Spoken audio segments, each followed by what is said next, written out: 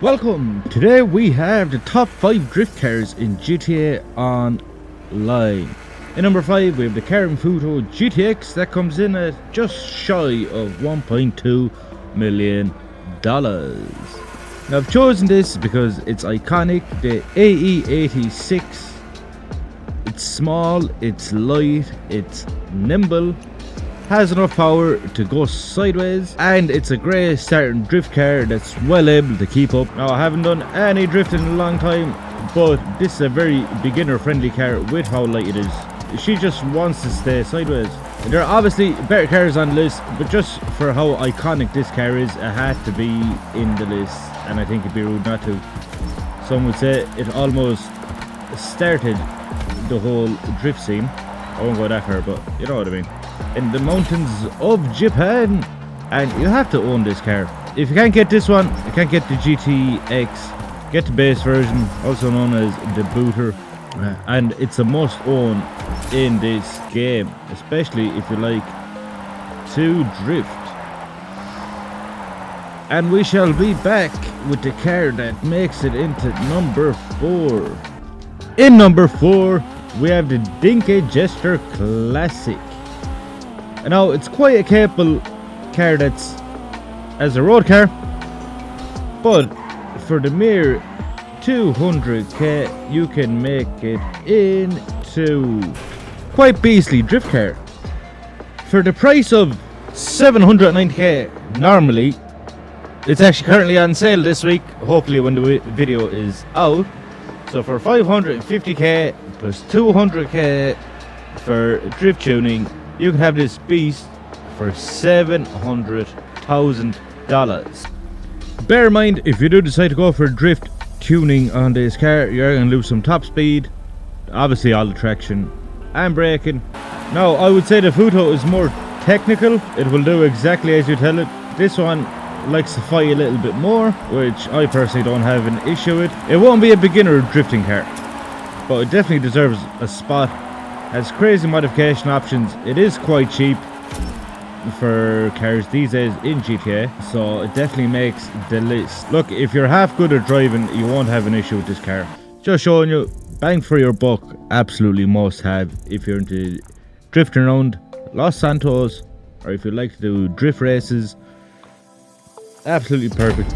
Drifting, a very easy way to win the LS prize ride every week. Apart from drag racing, probably my second favourite way to do it. And to car number 3. In number 3 we have one of my personal favourites. It's an amazing drift car. It's the FR36 coming in at 1.6 million.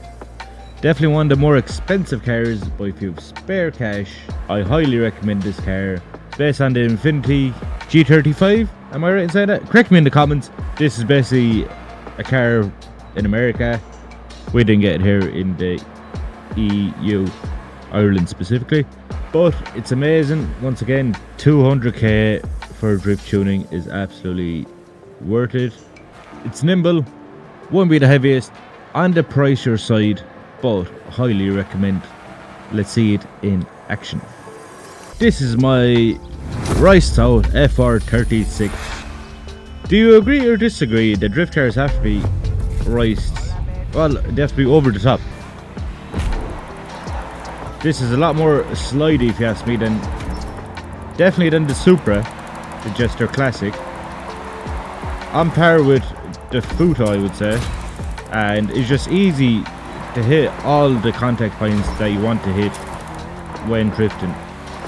It's probably my most drifted car, at least one of them. I didn't think I'd like it, I tried it and I absolutely loved it. I won't be the biggest fan in real life, but it is based on the Nissan 350Z chassis, so it's gonna be good. Just shy of 2 million, definitely the more expensive of the lot, but I feel like the price is justified.